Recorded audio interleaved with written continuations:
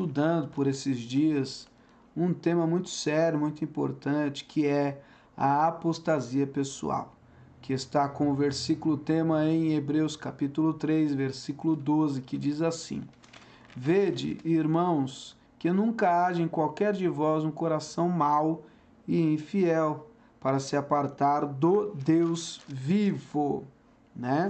E ontem nós vimos aqui que a apostasia se a apostasia continua sem refreio, se a pessoa ela começa a caminhar para um caminho de pecar contra Deus, de duvidar da palavra, da pregação, da unção, da revelação, do mover de Deus, não é? Da existência de Deus, ela pode estar caminhando para uma ida sem volta, não é? E é muito ruim. Uma vida cada vez mais distante de Deus é uma vida que leva com certeza à vergonha, ao sofrimento e, por consequência, à morte, e a pior de todas elas, que é a condenação eterna, né? Esse ponto de onde não há retorno não se pode definir de antemão. Então não dá para gente que está externamente olhar e falar: ih, chegou aonde não tem mais volta. A gente não tem como medir, mensurar, calcular, não se consegue. Em se tratando de algo espiritual, é uma coisa particular, pessoal e para cada pessoa, né? Por exemplo, no livro de Daniel, tem um rei que pecou contra Deus, virou um animal, ficou como um animal, tomando sereno no lombo, até que o dia ele olha para o sol, lá para o céu, e lembra de Deus, e aí ele volta a viver normal como gente. Então ele chegou num grau de apostasia muito grande e conseguiu voltar atrás. O filho pródigo da parábola que Jesus conta, ele também apostatou, porque ele pediu uma herança que só é dada depois que o pai morre. O pai em vida, o filho pediu herança, ou seja, ele desconsiderou completamente a Deus, ao pai dele. E quando ele estava lá na pior, ele também se arrependeu e houve uma reconciliação, uma reparação, e ele voltou para os braços do pai. Em contrapartida, teve o rei Herodes, servo de Deus, conhecedor da palavra. Ele caminhou para um grau de apostasia que não teve tempo dele voltar atrás. Morreu comido de bicho porque não deu glórias a Deus, né? Logo, a única salvaguarda contra o perigo da apostasia extrema está na admoestação do Espírito Santo. Hoje, se ouvir a voz do Espírito Santo e não endurecer o vosso coração. Então, né, feliz é o homem, feliz é a mulher que consegue compreender a mensagem dos altos céus. Não é? Tem muitas pessoas que entram aqui na live que não foram de igreja, não são de igreja, mas existe um temor na pessoa. Tanto é que a pessoa, ela pede oração, ela acredita que falar com Deus vai gerar um benefício na vida dela, ela pede orientação bíblica, ela está interessada em aprender, não é? Então, essa pessoa que não nasceu num berço cristão, ou que o que conhece a respeito de Deus, a respeito de Jesus Cristo, do Espírito Santo, da palavra, é bem pouco, é uma frase aqui, uma conversa ali, mas ela é movida por Deus e tem ali um despertar.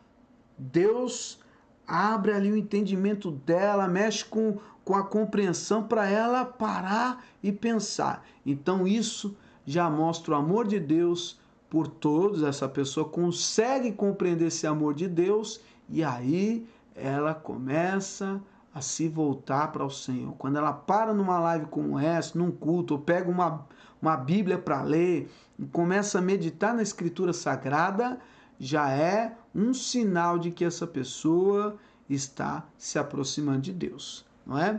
Deus abençoe, irmã Helena, aleluia, irmã Rosélia, festas, glória a Deus. Vamos continuar aqui. É próprio salientar que, embora a apostasia seja um perigo para todos os que vão se desviando da fé e que se apartam de Deus, ela não se consuma sem o constante e deliberado pecar contra a voz do Espírito Santo, não é? Então, a apostasia, ela vai se confirmando à medida que Deus usa alguém para falar com a pessoa, à medida que o Espírito Santo fala com sonho, com profecia, com revelação, com palavra, com hino, com coisas que acontecem e a pessoa ignora os sinais de Deus. E aí ela vai se distanciando cada vez mais de Deus e aí pode ser que ela chegue a um ponto irreversível. Vamos ler aqui em Mateus 12, 31. Mateus, Evangelho de Mateus, capítulo 12, versículo 31. Glória a Deus. Evangelho de Mateus, capítulo 12, versículo 31. Diz assim: portanto, eu vos digo, todo pecado e blasfêmia se perdoará aos homens, mas a blasfêmia contra o Espírito Santo não será perdoada aos homens.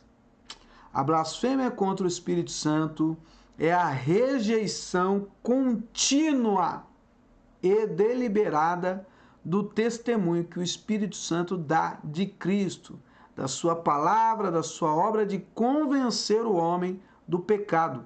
Aquele que rejeita a voz do Espírito e se opõe a ela, afasta de si mesmo o único recurso que pode levá-lo ao perdão, o Espírito Santo. Os passos que levam para a blasfêmia contra o Espírito Santo é 1. Entristecer o Espírito Santo. Se isso for contínuo, leva o que? A pessoa a resistir aos sinais de Deus. 2. Resistir ao Espírito leva ao apagamento do Espírito Santo dentro da pessoa. Conforme a pessoa vai negligenciando, vai se descompromissando, vai infringindo a palavra de Deus, ela vai apagando a graça de Deus na pessoa. Então, a pessoa que outrora chorava com louvor, não de tristeza, mas por causa da presença de Deus, a pessoa que outrora orava e sentia o calor do Espírito Santo, o fogo de Deus, a presença do Senhor, que os pelos do braço até arrepiavam, isso ela vai perdendo. Ela não se comove com um belo louvor a Deus, ela não... Nem orar não ora mais. A oração é uma oração mecânica, uma oração para cumprir tabela, para mostrar que está orando. E aí ela não sente mais nada. Nada de Deus toca nela, né? E em terceiro, o que acontece? Apaga o Espírito Santo e leva ao endurecimento do coração completamente. É duro, né? A gente ter o coração endurecido. Por quê? Quando você está com a graça, você não foge dos compromissos de Deus. Quando você está com a graça de Deus, o chamado do Senhor vem pela boca dos pequeninos e das pequeninas e você vai, né? Você não recusa, você não se esconde, você não pega o caminho contrário, você não se torna um Jonas que vai para a direção oposta, né? Você vai em direção à luta e faz o que é preciso. E quarto, né, o endurecimento do coração leva uma mente depravada, a ponto de chamar o bem de mal e o mal de bem. Muita gente que está por aí, né, que outrora condenava separação, adultério, prostituição, aborto e tantas outras coisas, né, hoje apoia. Hoje, né, não tem aversão alguma a essa situação, né? Quando o endurecimento do coração atinge certa intensidade que somente Deus conhece, eu não tenho poder de avaliar, só Deus conhece.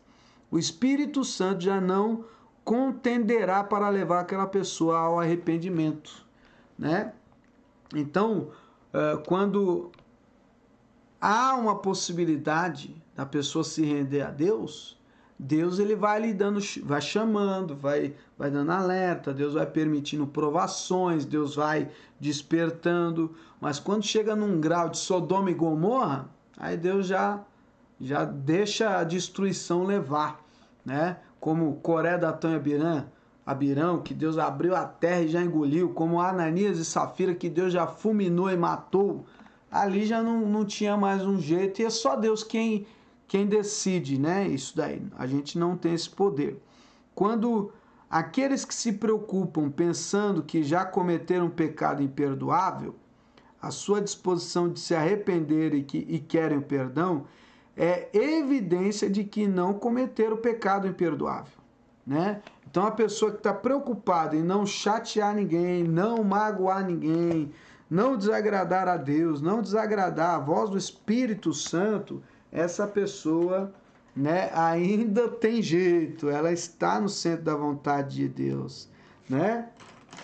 Quem participa das lives, quem passa pelo Facebook para ouvir, seja o Mensageiro Nelson, como qualquer outro pregador, um hino, um testemunho, essa pessoa, ela tem temor, né? Então, ela está com tudo para crescer na graça e no poder de Deus, e se encher do Espírito Santo, e ficar firme e forte, e glória a Deus por isso. Aleluia, maravilha, graças a Deus.